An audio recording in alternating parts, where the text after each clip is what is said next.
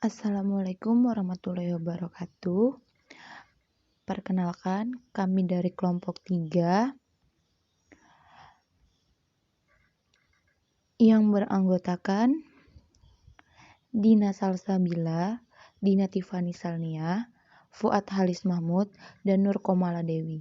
Di sini kami akan mempresentasikan hasil identifikasi kami mengenai anak cerdas istimewa dan bakat istimewa. Identitas anak, nama Muhammad Fatan Kamil Takiudin, tempat tanggal lahir Sukabumi 15 Agustus 2002, jenis kelamin laki-laki, usia 18 tahun, sekolah Man Insan Cendikia Tanah Laut, kelas 12, alamat Jalan Ahmad Yani, RT 1, RW 2, Desa Banua Padang Hilir, Kecamatan Bungur, Kabupaten Tapin, Kalimantan Selatan. Biodata orang tua, nama Haji Lutfi Hidayat, tempat tanggal lahir Rantau 9 Desember 1972, usia 48, agama Islam, pekerjaan pokok dosen, alamat Jalan Ahmad Yani, RT 1, RW 2, Desa Banua Padang Hilir, Kecamatan Bungur, Kabupaten Tapin, Kalimantan Selatan. Biodata teman sebaya, nama Ahmad Najib, tempat tanggal lahir Tabalong 4 September 2002, jenis kelamin laki-laki, usia 18 tahun, sekolah Man Insan Cendikia Tanah Laut, kelas 12, alamat Prumnas Bumi Lingkar Basirih Permai, Jalan Raja Wali 1, nomor 2, RT 13, RW 1, Kelurahan Basirih Selatan, Kecamatan Banjarmasin Selatan. Biodata guru, nama Hairullah Amin, SPD MPD, tempat tanggal lahir Tabalong 15 Februari 1977, usia 43 tahun, agama Islam, pekerjaan guru BK atau wakamat kesiswaan, tempat mengajar Man Insan Cendikia Tanah Laut, alamat Jalan Sultan Adam RT 2, nomor 8, Kelurahan Surgi Mufti, Banjarmasin Utara. Di sini saya akan menjelaskan terlebih dahulu pengertian CIBI. Menurut US Department of Education, istilah cerdas istimewa dan bakat istimewa ditunjukkan bagi siswa, anak-anak, dan remaja yang menunjukkan prestasi tinggi yang nampak pada aspek intelektual, kreativitas, artistik, kepemimpinan, atau dalam bidang akademik tertentu sehingga membutuhkan layanan khusus. Kecerdasan istimewa dapat mempengaruhi performa dari bakat yang istimewa, sehingga dapat dipahami bahwa cerdas istimewa dan bakat istimewa saling berkaitan.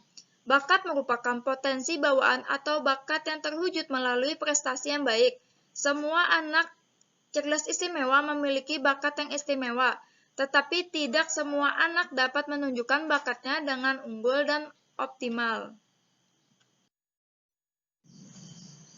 Klasifikasi anak CIBI terbagi menjadi 3. Yang pertama, superior, di mana anak memiliki IQ berkisar antara 110 sampai 125. Yang kedua, gifted, di mana anak memiliki IQ berkisar antara 125 sampai 140. Dan yang ketiga, genius, di mana anak memiliki IQ berkisar antara 140 sampai 200. Selanjutnya saya akan menjelaskan mengenai aspek perkembangan. Di sini ada 5 aspek. Yang pertama kognitif, yang kedua emosi, yang ketiga kreativitas, yang keempat sosial, dan yang kelima aspek perkembangan belajar. Yang pertama untuk aspek perkembangan kognitif. Si anak menunjukkan kemampuan bernalar yang tinggi, memiliki kecepatan yang sangat tinggi dalam memecahkan masalah, menunjukkan daya imajinasi yang tinggi, cepat dalam memahami pembicaraan atau pelajaran yang diberikan, dan anak selalu memiliki pemikiran yang kompleks, abstrak, dan dalam. Selanjutnya, untuk aspek perkembangan emosi, yang pertama, anak memiliki perasaan yang sangat peka terhadap lingkungannya. Anak sangat terbuka dengan pengalaman atau hal-hal yang baru. Anak memiliki minat yang beragam dan terentang luas. Dan yang terakhir yaitu anak menuntut kesempurnaan dalam melakukan sesuatu. Jadi bisa dibilang anak ini memiliki sifat perfeksionis. Selanjutnya, aspek perkembangan kreativitas. Anak lancar dalam menyampaikan pemikirannya. Yang kedua, anak memberikan pertanyaan yang berkualitas atau berbobot. Yang ketiga, anak spontan dalam menyampaikan pendapatnya. Yang keempat, anak mampu memecahkan masalah dari berbagai sudut pandang.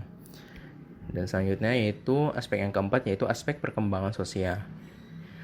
Yang pertama, anak sensitif terhadap masalah orang lain. Anak memiliki sikap yang bertanggung jawab. Dan yang ketiga yaitu anak memiliki jiwa pemimpin atau pandai memimpin teman-temannya. Dan yang terakhir yaitu aspek perkembangan belajar. Di sini ada 3. Yang pertama, anak dapat belajar dengan cepat dan mudah. Anak memiliki daya tangkap yang lebih cepat. Dan yang terakhir yaitu anak cenderung mampu menampung materi pembelajaran lebih banyak dengan waktu yang lebih cepat. Baiklah, di sini saya akan melanjutkan presentasi dari teman saya mengenai kemampuan anak. Kemampuan anak ini meliputi kemampuan linguistik, kemampuan spasial, kemampuan kinestetis jasmani, kemampuan musikal, kemampuan intrapersonal, kemampuan naturalis, dan juga kemampuan matematis logis. Pada kemampuan linguistik ini, anak lebih senang menghabiskan waktu dengan membaca buku. Selain itu, anak juga lebih senang belajar dengan banyak mendengarkan radio atau kaset daripada menonton film ataupun televisi. Anak juga mudah dalam memahami bahasa asing, seperti bahasa Inggris, bahasa Prancis, dan juga bahasa Jerman. Anak juga menyukai permainan yang melibatkan kata, seperti Scrabble, anagram, ataupun kata sandi. Bagi anak ini, pelajaran bahasa Inggris, ilmu sosial, dan sejarah di sekolah itu lebih mudah daripada pelajaran matematika ataupun ilmu pengetahuan alam. Selanjutnya, ada kemampuan spasial atau kecerdasan spasial. Pada kecerdasan spasial ini, anak mudah melihat bayangan visual yang jelas ketika memejamkan mata. Anak peka pada warna, anak gemar mengerjakan teka-teki menyusun potongan gambar, labirin, dan teka-teki visual lainnya. Anak juga tidak mudah tersesat di daerah yang belum dia kenal. Anak suka menggambar atau mencoret-coret, anak tidak mudah tersesat di daerah yang belum dikenalnya, dan anak lebih menyukai bahan bacaan yang memiliki banyak ilustrasi. Selanjutnya ada kinestetis jasmani.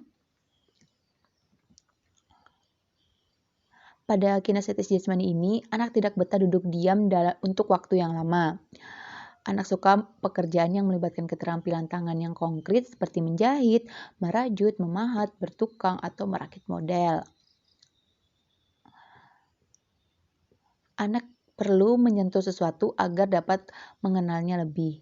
Anak juga menikmati kegiatan yang menantang, bahaya, atau pengalaman fisik yang lain yang menegangkan. Anak menganggap dirinya sebagai orang yang terkoordinasi. Anak lebih menyukai bahan bacaan yang memiliki banyak ilustrasi. Selanjutnya ada kecerdasan musikal atau kemampuan musikal. Pada kemampuan musikal ini, anak tahu apabila ada nada musik yang sumbang. Anak sering mendengarkan musik radio, piringan hitam, kaset, ataupun CD sembari melakukan aktivitas atau menghabiskan waktu luang. Anak dapat memainkan alat musik. Kadangkala tanpa sadar saat anak berjalan kaki sambil melantunkan jingle televisi atau lagu lain yang melintas di benak. Anak dapat mengikuti irama musik dengan mudah menggunakan alat perkusi sederhana. Apabila anak mendengar suatu karya musik 1 atau 2 kali, biasanya anak dapat menyanyikan kembali dengan baik. Anak sering mengetuk-ngetukkan jari berirama atau bernyanyi kecil saat bekerja, belajar, ataupun mempelajari sesuatu yang baru. Selanjutnya ada intrapersonal. Pada kemampuan intrapersonal ini, anak senang melakukan waktu sendirian untuk bermeditasi, merenung, atau memikirkan masalah kehidupan yang penting. Anak dapat menghadapi kemunduran atau kegagalan dengan tabah. Anak memiliki tujuan penting dalam hidup yang dipikirkan secara terus-menerus. Anak memiliki pandangan yang realistis mengenai kekuatan dan kelemahan. Anak lebih memilih menghabiskan akhir pekan sendirian di sebuah pondok di hutan daripada di tempat peristirahatan mewah yang ramai orang. Anak menganggap dirinya